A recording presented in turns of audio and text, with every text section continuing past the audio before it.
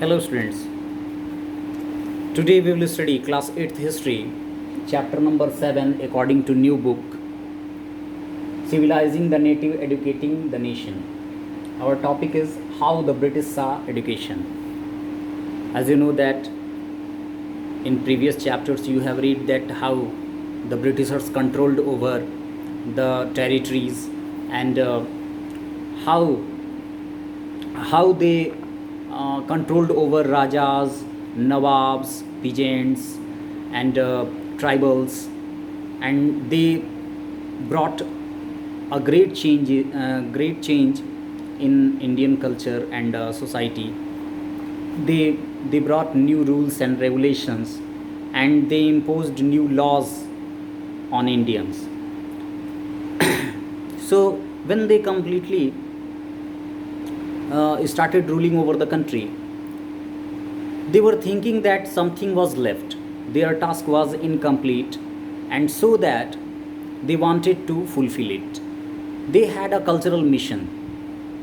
According to that, they wanted to improve the Indian culture because they were thinking that Indians should be civilized, and so that they wanted scientific subjects in our education.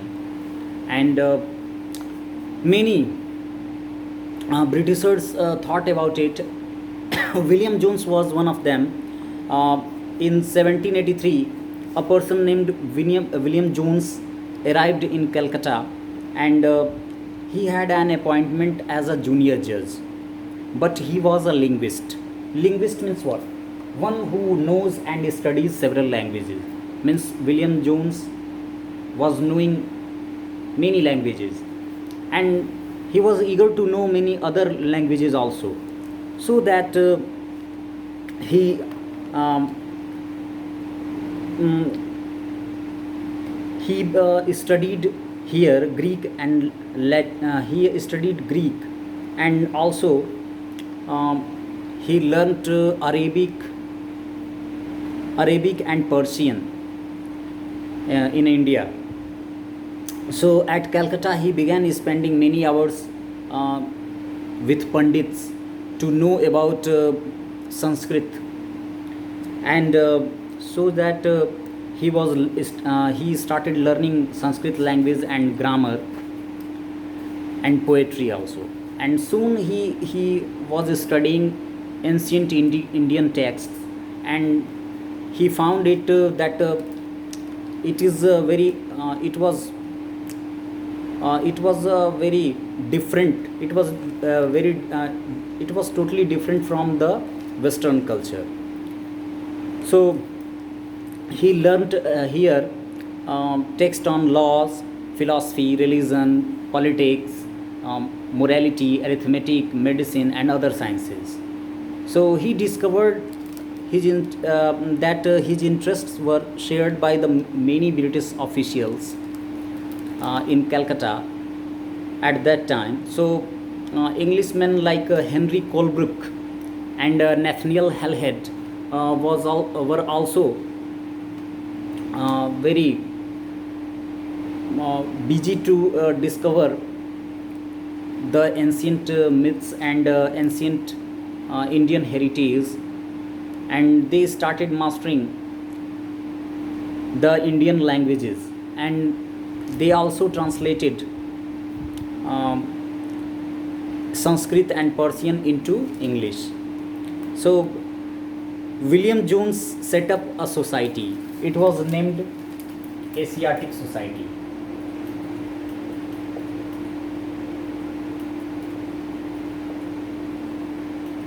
And the year was 1784. So William Jones set up that society, and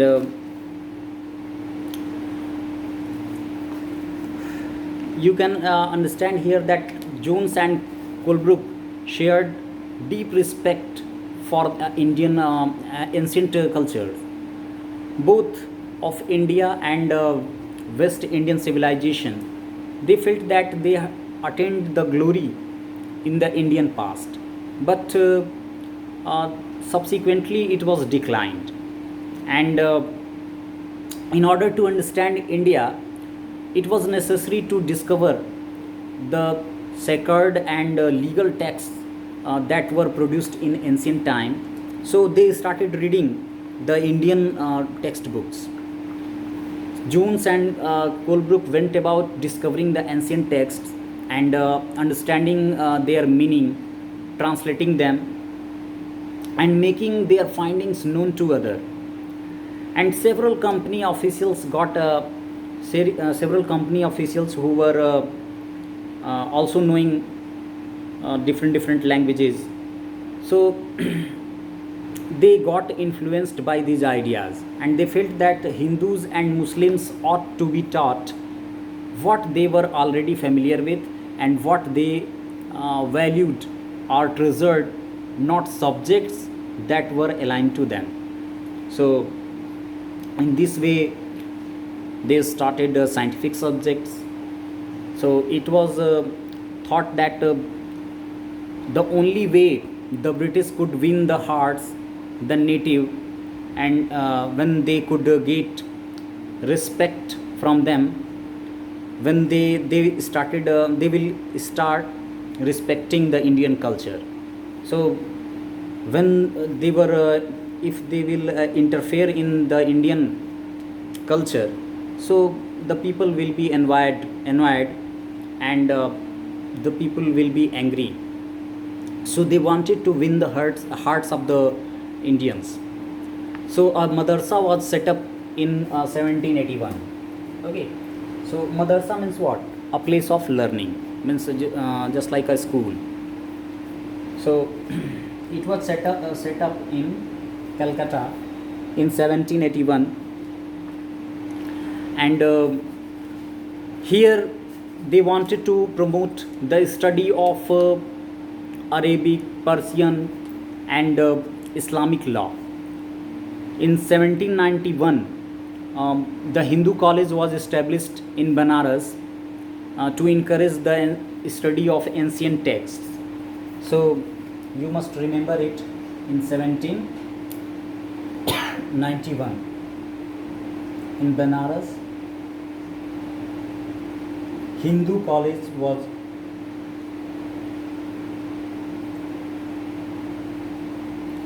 set up.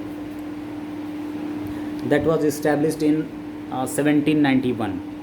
So not all company officials shared these views. Some officials were not liking Indians, and they were not willing to improve the condition of Indians. So they started opposing also. They began to criticize the Orientalists' vision of learning. Orientalist means what? Those with a scholarly knowledge of language and culture of Asia. Means the older cultural knowledge was known as Orientalist. So they were opposing it, and they started criticizing about it. So they strongly disapproved the British effort to encourage the study of Arabic and Sanskrit text, or language or literature. So James Mill was one who attacked on the Orientalists. James Mill, uh, about James Mill you have read in first chapter. So he was of the opinion that Indians should be made familiar with scientific and technical knowledge, and so that he was disliking the Indian text. He propagated that the people must not read poetry and sacred literature. They must read only scientific subjects, so that their development will be done. In this sequence, Thomas Babington Macaulay. This name is very important.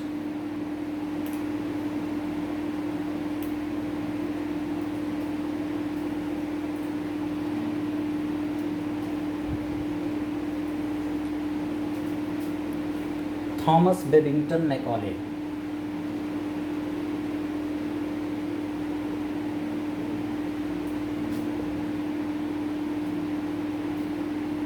Thomas Babington Macaulay.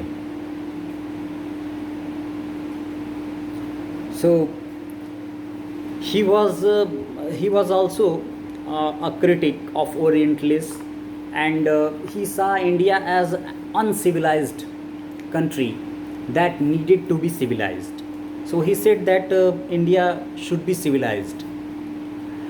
So he emphasized the need to teach Indians the English language, and he was the person who started English language in our country. So finally, the English Education Act.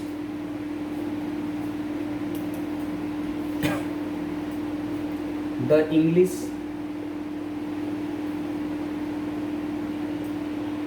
Education Act English Education Act of 1835 was introduced, and the decision was to make Indian English will be the medium of instruction for the higher education. So according to that English Education Act, English became the medium of teaching or instructions for the higher classes, and he also said that there means in study there must not be any promotion to Oriental language, and so that he wanted to close Calcutta Madrasa and Banaras Sanskrit College. So in 1854, an education dispatch was introduced that was known as Wood's Dispatch. So I will tell you Wood's Dispatch here. So Wood's Dispatch.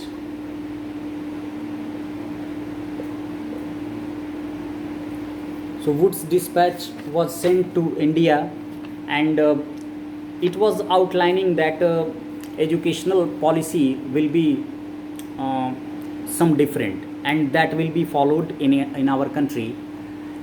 Wood's Dispatch emphasized once again the practical benefits of a system of European language or European learning.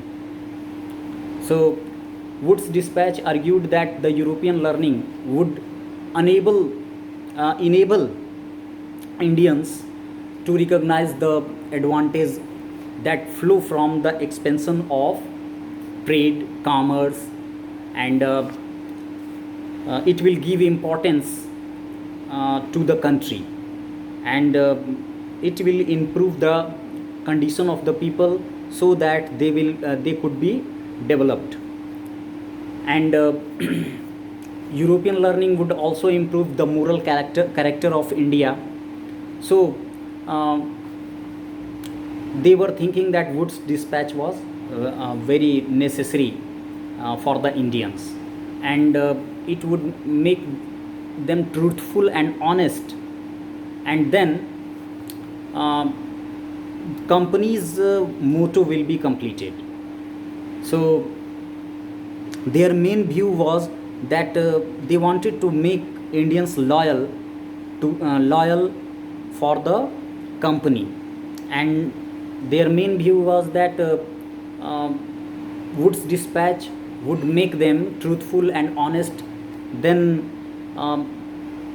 it supply the company with civil servants who could be trusted, or you can say that according to this type of education, the people will learn English language, and then they will understand the European culture, and in this way they will be faithful to that language. So next topic is what happened to the local school, and this topic I will tell you in next class. Thank you.